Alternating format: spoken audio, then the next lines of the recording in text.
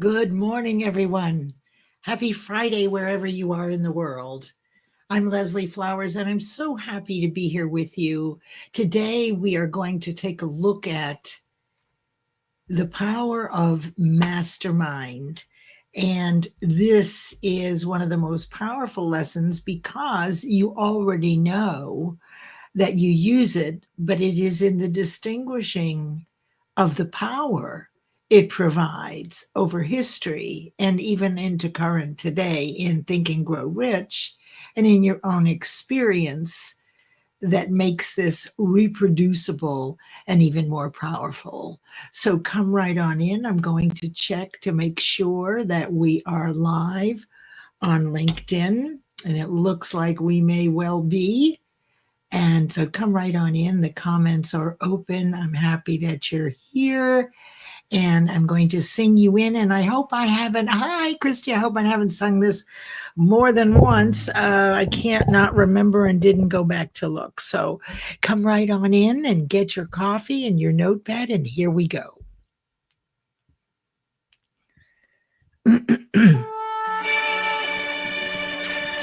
MD, Sharon Rose, Tracy. Oh, hi, everybody.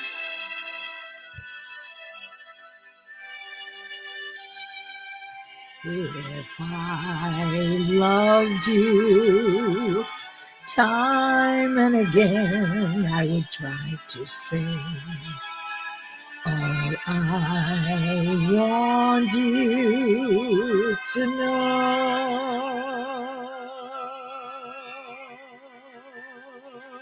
If I loved you, words wouldn't come in an easy way. Round in circles I'd go,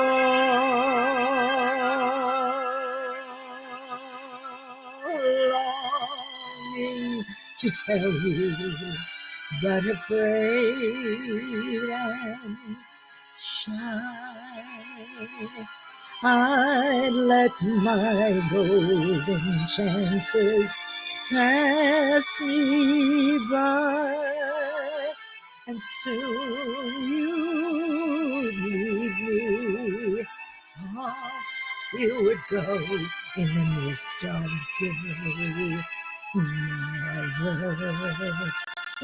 Never to know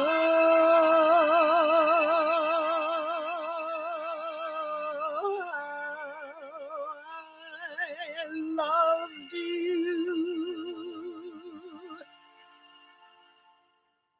If I loved you.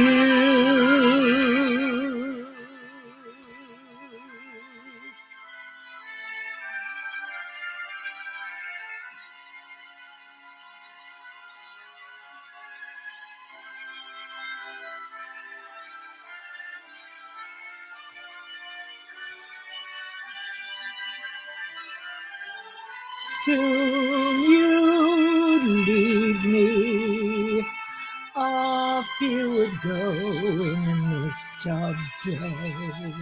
Never, never to know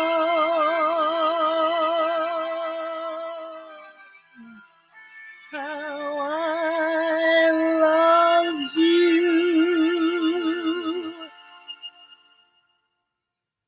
If I loved you.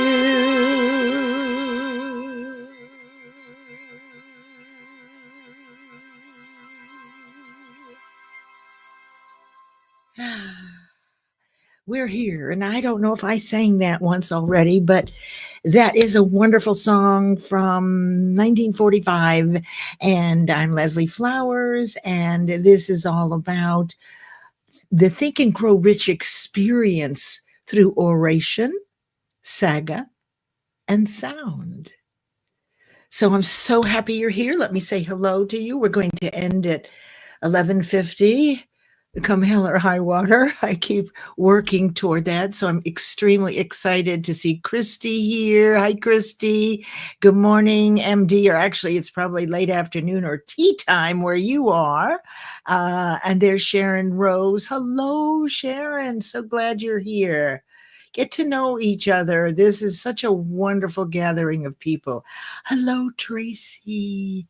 Tracy is amazing, and she is doing the world of business in live. So you absolutely need to connect with each other. And there's Sajid Kumar. Haven't seen you in a while. So happy that you're here, that you've actually have some time. And Sajid Kumar is in Canada, and he is an HR expert and recruiter. I hope I said that okay. And there's Leanna Stock. Hello, Leanna, calling in from Duluth, Minnesota. And here is Elizabeth, and she is calling in from Rhode Island. So we've got people from all over the world. I believe that MD is, I want to say he's in Pakistan. So MD, correct me if I am wrong. And look, NKPTDPTBPT is here. I am so glad you're here. And I'd love to know if you have a nickname that we can call you. But actually did that one pretty good, right? Okay, here we go. Meryl, good morning. Oh, thank goodness it is Friday. Yes, it is a beautiful, beautiful day. Notice how everything is green. All right, so we'll have some more people coming in, I'm sure. Feel free to share that you're here, and we will begin very quickly here, because today you know about, let's see if I can get this just right. There we go. So today is an interesting topic, and this 12-week series is more like an experience. Part of what I'm doing here is using music and sound, content, and stories to wrap together each of the 13 principles of success in Napoleon Hill's #2 best-selling classic, second only to the New Testament in personal development, Think and Grow Rich. For me, I was already doing leadership training for 10 years when I discovered Think and Grow Rich in 2007. So I began in 1996, starting a real study of transformation, personal development, quantum physics, metaphysics, all those mysteries, right? We know stuff works, but somehow do we have enough faith through our own empirical evidence that these things work? Are there really miracles, right? I mean, how do we build faith? So Think and Grow Rich constitutes the 13 principles of success that Napoleon Hill did over 500 interviews. No, excuse me, he did 10,000 interviews, but he picked out 500 of our most successful citizens in the United States, wealthy, happy, and healthy, and spent 20 years at the behest of Andrew Carnegie determining, well, what were they doing to be happy, healthy, and wealthy that everybody else missed, right? Somehow they missed it. Oh, bonjour, Toulouse. Woof, woof, woof. He is one of my puppy fans. So thank you for bringing him to the table or to the desk. And there's Lisa. Hi, Lisa. Lisa's a registered dietitian, among other hidden things. You must get to know her. But she focuses on eating right for menopause. But in general, these are good rules of thumb. And for me, it's really good to have an expert. So one of the principles of success that I don't single out necessarily is seeking expert advice. Bottom line is everybody has their point of view, and everybody is on their road and of awareness. But when it comes to your time, your investment, the value that's important to you, get an expert. What is an expert? They know a whole lot more than you, but you have to be smart enough to ask the right questions. right? So that you know you're on the right path. And there is Wendy. Hi, Wendy. So glad to see you. I've missed you the last few weeks, so I'm glad you're here. All right, let's take a look at what we got on for today. So let me make this a little bigger. There we go. I might have sung that before, but I have a big background in musical theater and have been singing all my life, almost nonstop. So you are putting up with me, but what I'm trying to do here, and my intention is not to let the music and the things that our parents and grandparents and great-grandparents valued and loved so much before it's gone to AI and the internet and apps, and especially my children and particularly my grandchildren. So this should bring back memories, no matter how old you are, at grandma's and granddaddy's kitchen table, listening to music or watching TV or even going to the theater. Oh my goodness, look who's here. Hi, Dave. It's so good to see you. I was with Dave yesterday at 11 a.m. with Donald Cohen. Hadn't been there in a while. We had a great talk, a great panel discussion every Thursday at 11 a.m. I hope I get invited back.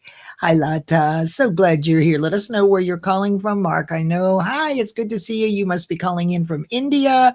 There is Felipe, our friend Felipe Cofino, who, by the way, is a best-selling international author in children's interactive books.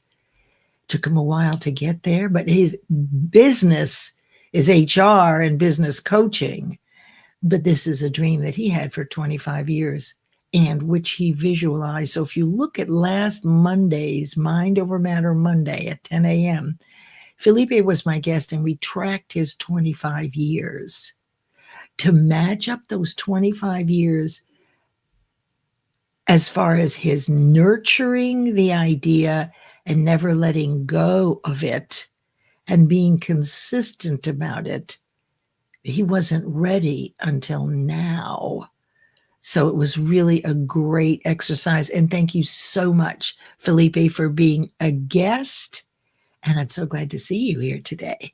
And there is Miss Wendy. Thank you. Thank you. It just makes me feel so good. Sometimes sometimes I'll pull up karaoke and just sing for a couple of hours, pick songs that I know the words to. You're welcome, Felipe. You're so welcome. So today, we're going to look at the power of mastermind, the 9th step to riches. So there are 13 principles of success, and I don't do them all because some of them I meld in with other ones. Oh, popping in. Oh, stay as long as you can. Oh, well, hello. There's Nicole, and she's the publisher that lifted Felipe up while everybody lifted him up, and he lifted himself up and everybody else. We've had 2 book launches, a soft one last Saturday night for the digital version, and then last night was for the print version. Glad you're here, Nicole. So we're going to take a look at Gandhi and his mastermind, and then we're going to do a 3-minute meditation and visualization heading into New York in 1945 into the theater to see a show. Now look, this is visualization, resurrecting the image of you already having that thing that you want very much, as though you already have it, not out there in the future, allows you to get excited. And because mind is a cellular activity, that is, if you're feeling good, your whole body skips. And if you're feeling bad, you drag your feet. So what we think about, how frequently we think it, good or bad, and how we feel when we're thinking it is what causes our beliefs and our faith. And as you know, most everybody is challenged with a lack of faith. They may have a faith in God, but our faith in ourselves, our ability and deservability is limited by the time we get to adulthood because we've been reliving and rethinking repeatedly about all the fearful things that have happened to us. They may have only happened once, but the magic of mind is that when you resurrect that horrible experience again, you go back to that age physically and you resurrect the way you felt. So if it was not a good thing, effectively what you're doing is further imprinting and embedding that fear. And what we're trying to do here is to complete things you've never done before so that you'll step out on faith like Felipe did, right? When he was ready, right? Sometimes the universe will hold back because you're supposed to be able to enjoy this. And I know Felipe has been enjoying it. So the visualization allows you to accelerate the cellular vibration. And you want to do that because that is our connection with the universe. So how does God know, or the universe know, what we want? And why is it that we actually get some of the things now and then, and some people never achieve their goals, and almost no one achieves them every time? It's because we aren't ready and willing. No one ever taught us how to set a goal, which meant our teachers, our parents, they didn't know how to set it for consistent results. So part of the reason we're looking at mastermind is because you know what this is. This is when two or more people get together. They really create exponential minds. If we are all in a room talking and you're talking about, oh, I don't know, nuclear engineering. Okay, I don't know anything about that. But you have a challenge at work. I can get an answer through the ether. You see, the subconscious mind, it contains all ideas and it constantly circulates. So if you give up on an idea or goal, you may find that sometime down the road, someone else has picked it up and is doing it. Ideas are spiritual seeds, and the universe gives them to you based on your vibration. But then it's up to us to spend at least 90 days focused on that one thing that we failed at or we never completed. And once we complete it, now we've begun to disprove the fear that through our life we've been bringing up. I can't speak in front of people. I'm not a good writer. All of it is true. You believe it. You have perfect faith in it. But let's disprove the fears by using the process to create faith. All right. So Zomzi is here from Africa, I'm sure. And there is Ashi from Toronto. I'm so happy you're here. So let's get into this, okay? Because I love all of you and I'm so happy that you're here, but I want you to understand that this very simple concept has been around since caveman. So let's take a look at what we have next here. Let's see. Oops, wrong place. All right. So I'm going to briefly go over what we've done. This is week 9. Okay. So this is a 12-week series, which I will repeat. This one is around an experience in music. I don't know what I'll do next time. I'll figure something out, right? Okay. So to catch you up, Think and Grow Rich is linear learning. So it's not one of those things that you can pick up a chapter and read it and get something, pick up another chapter that you seem to be interested in, maybe this month. Not until you have begun with the introduction, which is the definite purpose. None of these are effective if you don't know what you want. It sounds easy. If you don't know what you want, start with what you don't want. And then use the polar opposite. That's what you do want. If you've met someone or you're dating someone and there were several things about them that you didn't like when you broke up, well, the next time you meet someone, absolutely, you're going to keep those in the back of your mind to make sure you don't do a repeat. Although very often we do. They say that we connect with people like a woman with the father and the man with someone like his mother. But anyway, that's another whole conversation, isn't it? So first you have to know your definite purpose. What is it you want? Are you compelled to do it? Because you will have fears around it, usually fear of criticism. I can't do it. I'm not smart enough. Or fear of poverty. I just have to have money.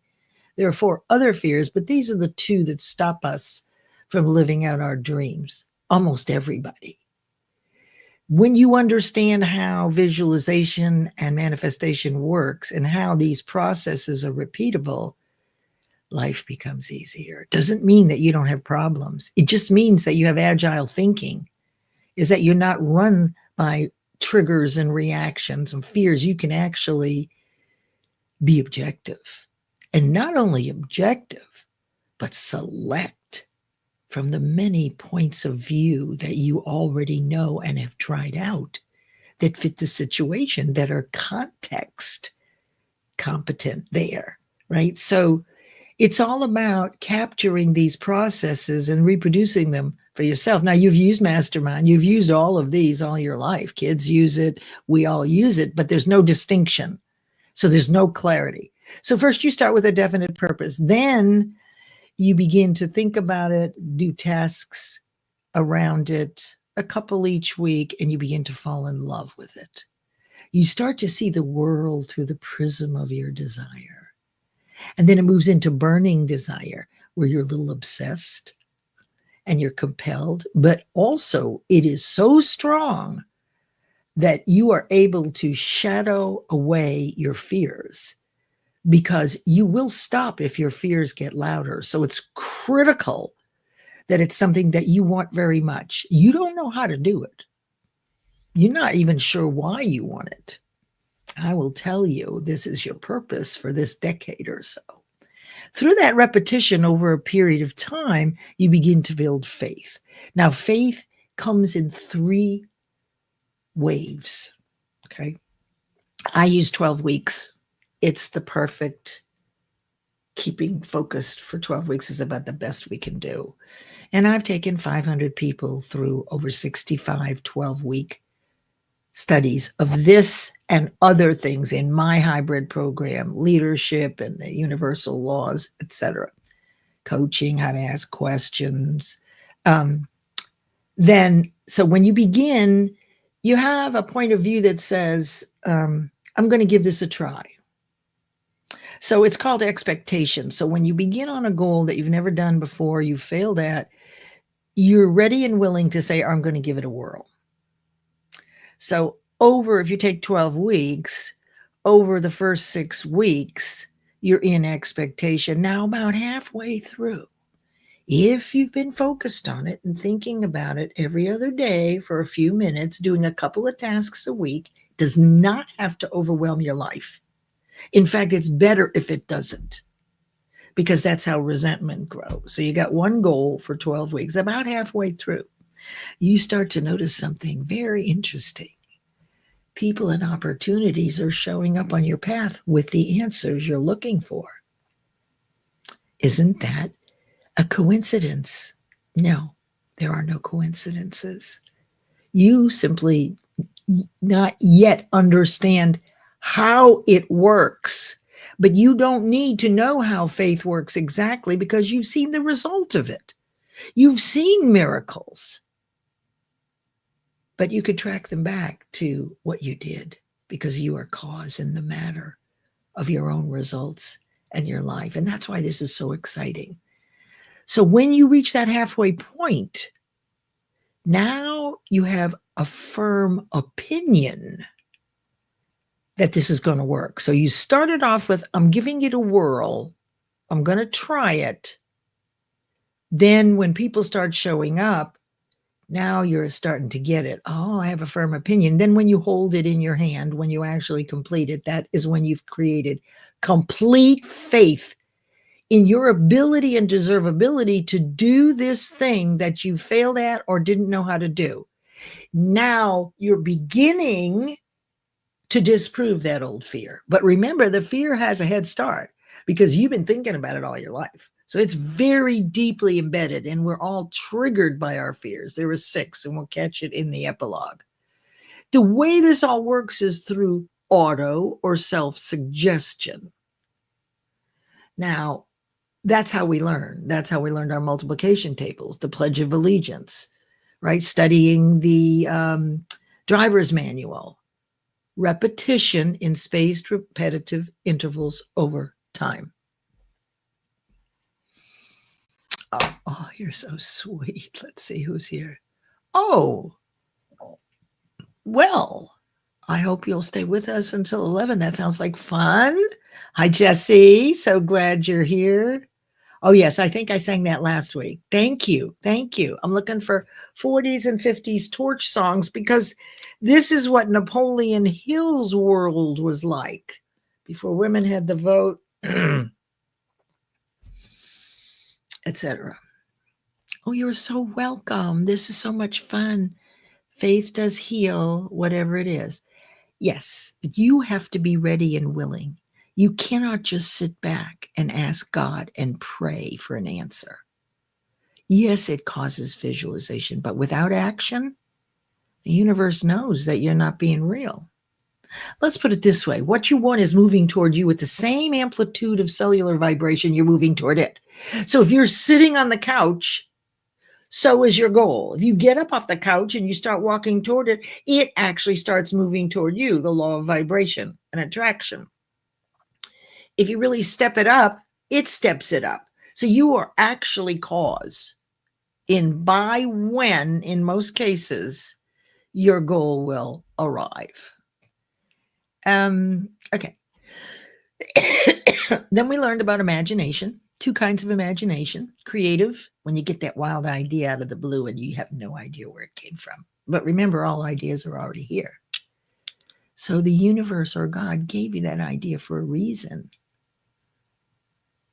You can either accept it or reject it. So imagination, there's 2 kinds, that kind. And then when you get an idea, immediately you use synthetic imagination. All the things you've learned, all the failures, all the solutions. Oh, shoot. I just knocked over my microphone. I get a little excited. So everything that you've learned, so you don't want to let go of those lessons, even though some of them were painful, because as soon as you get a new idea, you're immediately going to start taking things that you know work and begin to build a solution to create whatever this is that you're all about. Then if you have a definite purpose, we move into decision. If you have one goal and you're compelled, anything that comes up before you achieve it, if it doesn't take you directly to the goal, you say no for now. That's one of the hardest things to do, is to stay no and focused. Now, if this opportunity that shows up does take you toward your goal, we'll figure out how to fit it in. But the biggest problem we have is distraction, squirrels, new ideas, and no wonder we have a sensory overload. So the biggest problem we have is a lack of focus and concentration, and it's a requirement.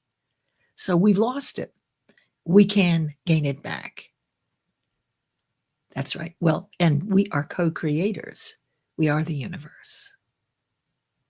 The universe, consider, is within us, and it is the whisper of intuition.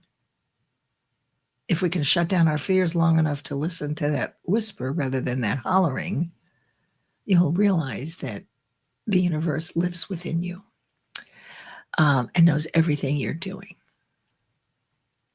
Okay. That's right. That's right. And that's right, Felipe. Imagination is what drove, and kids have this wide open. We don't so much, because the last thing I heard was, Leslie, quit daydreaming and pay attention to the lesson. What they should have said was, Leslie, keep daydreaming and forget about this lesson. So children don't have the fears yet.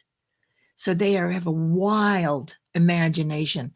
And what Felipe did is each year he focused back again on it.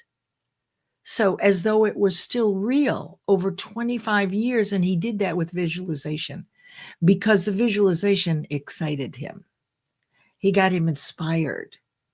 And it's that vibration that let the universe know, okay, this is where I'm headed. Am I ready yet?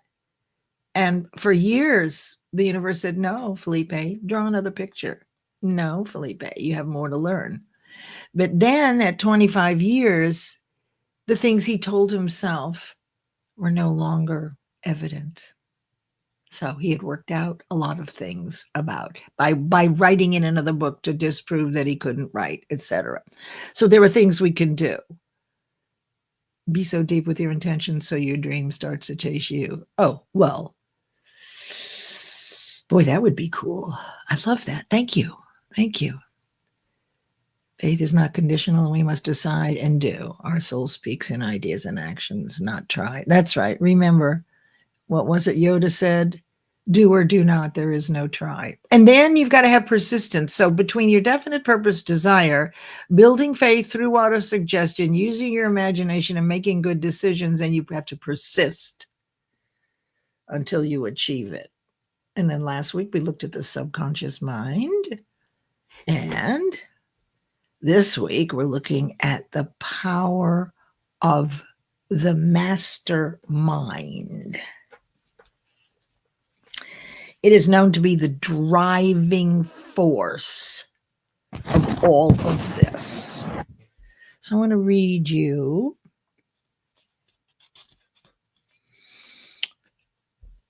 now. It's clear that Henry Ford, who invoked the power of mastermind, whipped poverty, illiteracy, and ignorance by allying himself with great minds that were like his. Through his association with Edison, Burbank, Burroughs, and Firestone, Mr. Ford added to his own brain power or mind power the sum and substance of the intelligence, experience, knowledge, and spiritual forces of these four individuals, his friends, or his mastermind. He appropriated and made use of the mastermind principle through the methods of procedure described in this book. This principle is available to you and its power. And we've already mentioned Mahatma Gandhi. Perhaps the majority of people who know anything about Gandhi look upon him as merely an eccentric little man who went around without formal wearing apparel, making trouble for the British government. Now, remember, this was written 100 years ago, so there was no AI, right? So let me just do this. I can do this. I can make myself bigger, I think, by doing this. Yeah. Oh, I did it again. That was my microphone. Sorry, you guys. There we go. Okay. Thank you for your patience.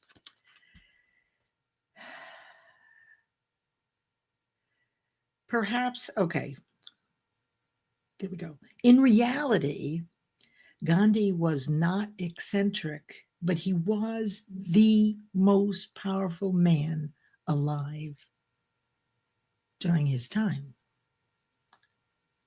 judging by the number of followers he had and their faith in him. Moreover, he is arguably one of the most powerful individuals who have ever lived. His power was passive, but it was real.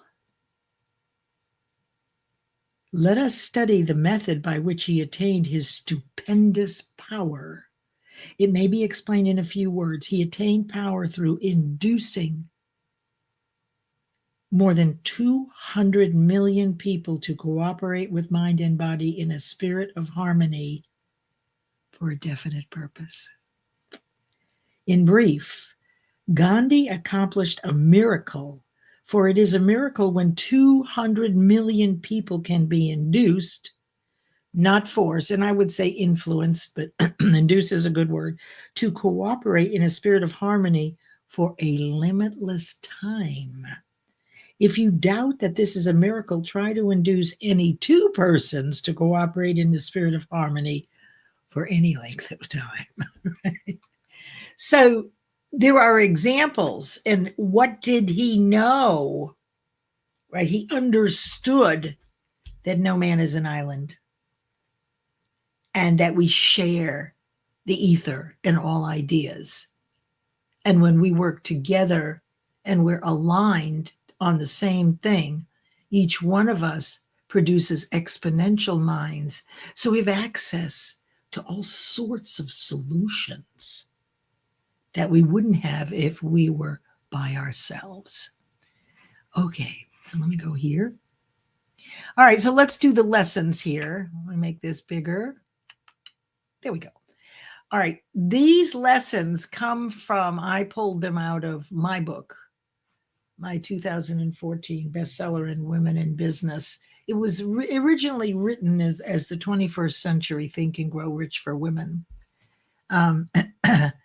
And over the last 17 years, I've taught this for 20,000 hours, read the book and studied it over 90 times, and brought 500 individuals through my 12-week program, setting and achieving goals one after the other, building momentum by doing the things that they failed at or didn't know how to do.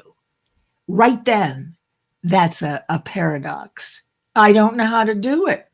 I've already failed at it. You can see how that would stop anyone. But I want you to see that so that you can create mastermind intentionally. And it started even this way with cavemen, armies. And by the way, it was Benjamin Franklin who had a 40-year mastermind.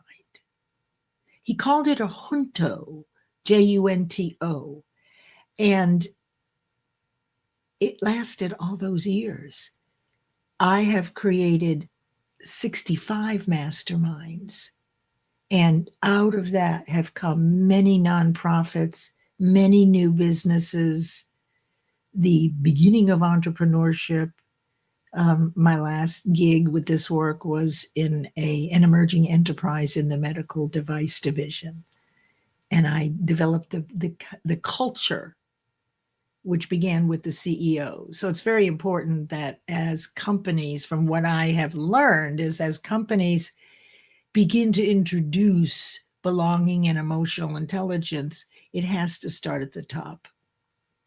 It really, that's the smartest way, because once the two CEOs did 2 12-week courses with me, just the three of us, then they brought me into the company and we created up to 10 masterminds, and they were running for 12 quarterly, and it was wonderful. So here's the answers right here. Let me just say hello here to some new people here.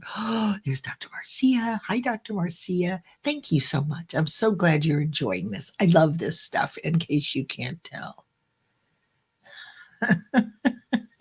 I don't know what I said, but obviously it was funny enough. Oh, I was reading what it said, right? That was what Napoleon Hill wrote.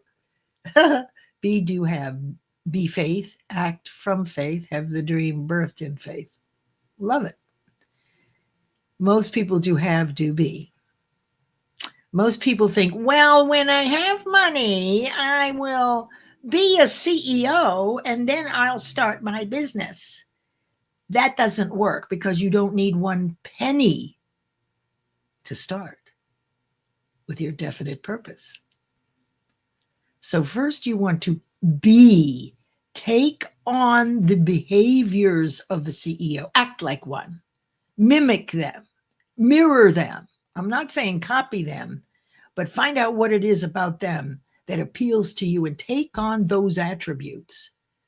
Then you're being a CEO and you will build the business, and then the money comes. So thanks for that, Sean. Okay.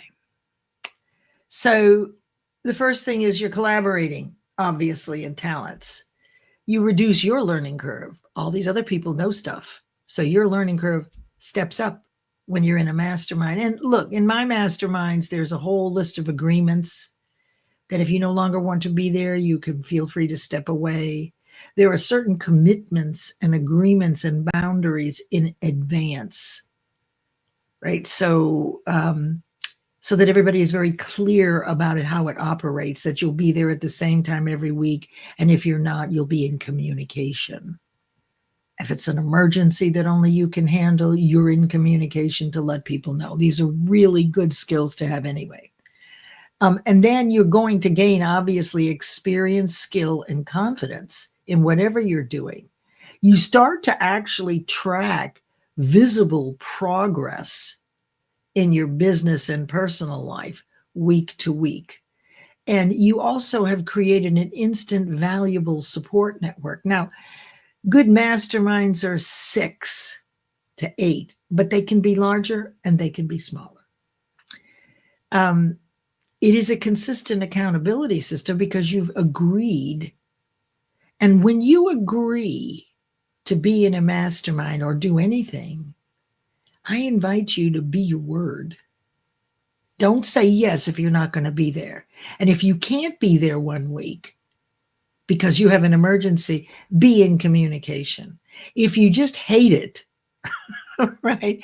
I mean, whatever. Maybe there's stuff going on at home. Maybe there was a car accident and you've got to spend your time finding, whatever the reason, you can walk away without any guilt or shame because that's written in. It's your choice to be in integrity, to be supportive, to call, to be objective, to listen for the greatness in everyone else, not look for what's wrong. And then you can create and self-design business, your business and lifestyle.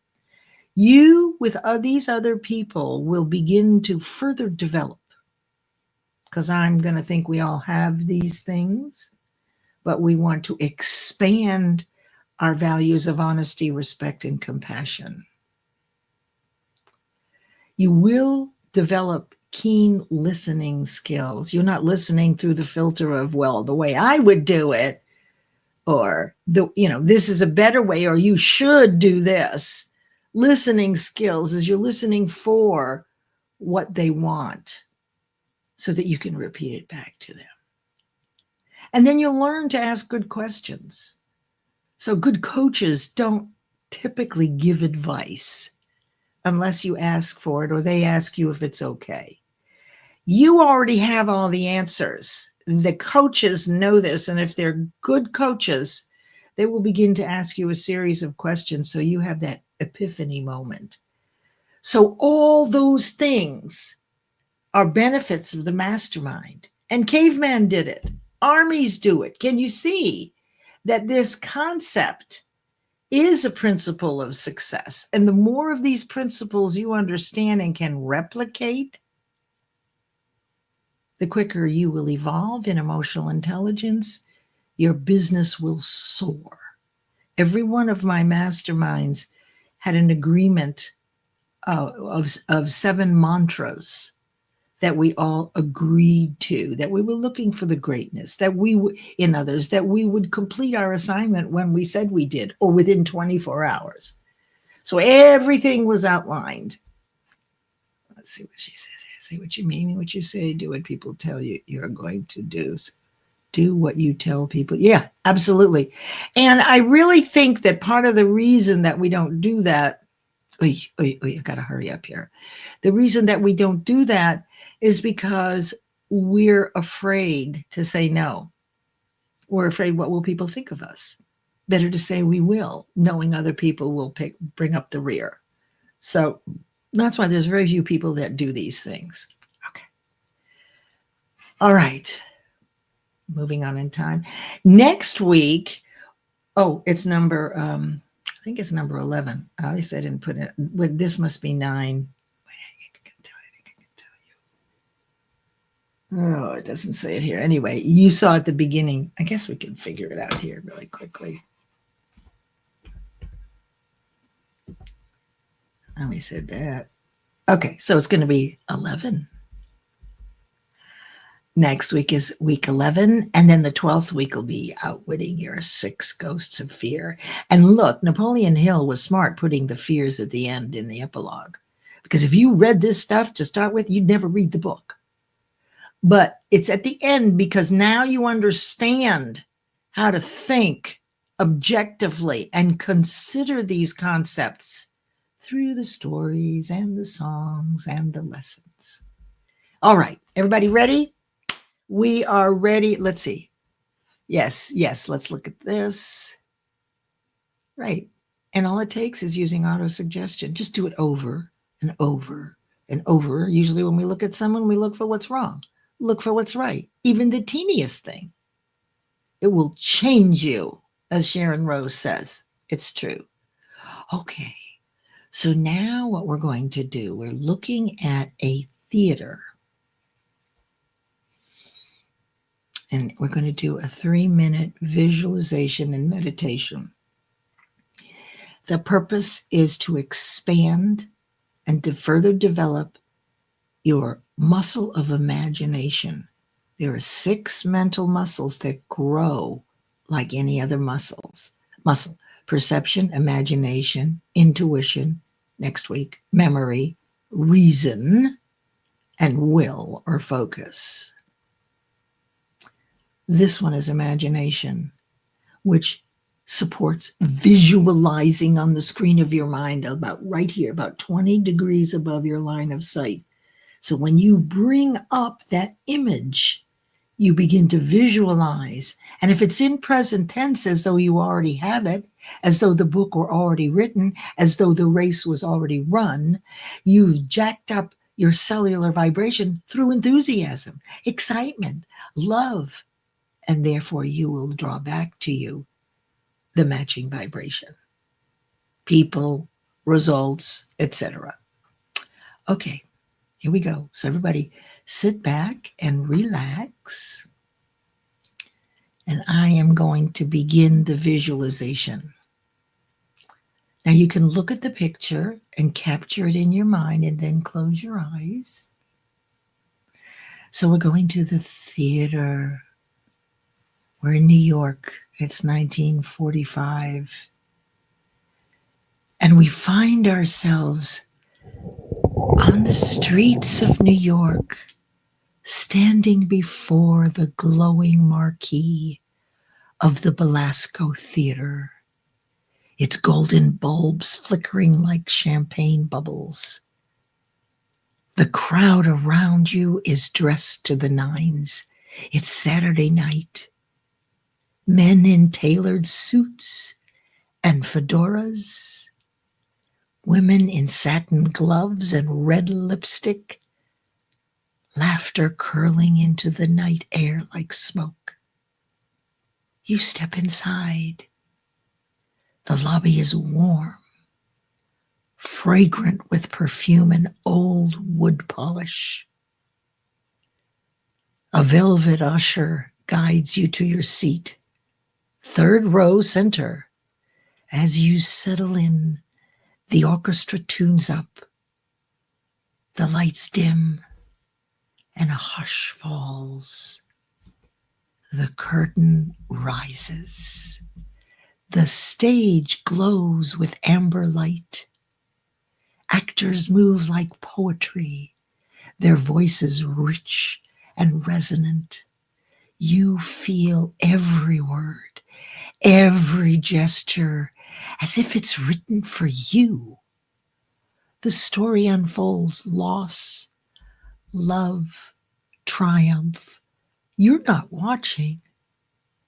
You're living it.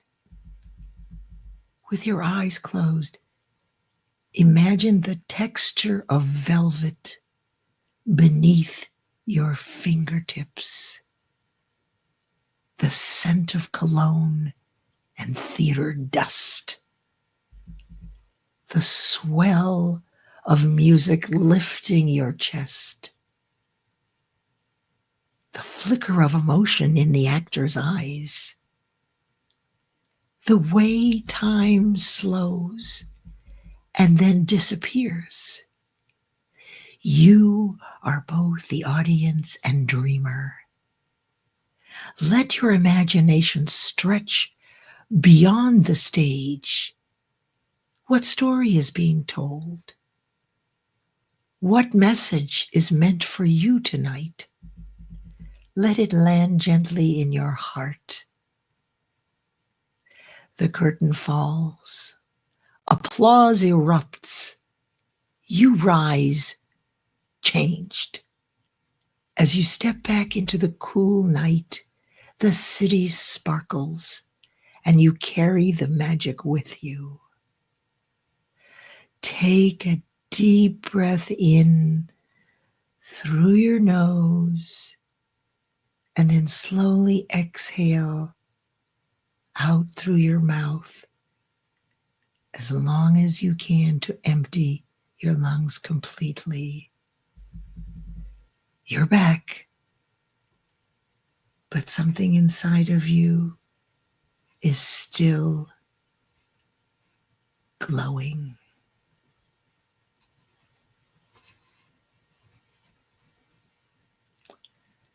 All right, my friends, we're 1 minute over, and I see Stanley Green joined us. Hi, Stanley. So glad you're here. And there's Cherito calling in from the Philippines. I am so glad that you are all here. Please do a hashtag replay if you've missed this, because this is one of the most wonderful lessons that breaks down the power of mastermind and how you can use it to learn more and have many more experiences. Masterminds create synergy. That's right. Napoleon Hill says when two or more people get together, they create a third or exponential minds. So it isn't just a third necessarily, Ashif. There may be more, but we don't know exactly. As the curtain drops, we leave the stage and forget the lights and noise, silence, joy, freeing, amazing. You're welcome. Thank you, Wendy. Thank you, everyone. Here's what we've got for next week. And go and have a fabulous weekend. I'll be back Monday at 10 a.m. with Mind Over Matter Monday. And we will have an interesting guest who is a psychotherapist. I think you'll love that, 10 a.m. Eastern. And he's just wonderful. His name is Steve, and I can't think of his last name right now. Anyway, be here, okay? And here's what we have coming up for next week. Go and have a fabulous weekend, my friends. And let me make sure I've got everything here.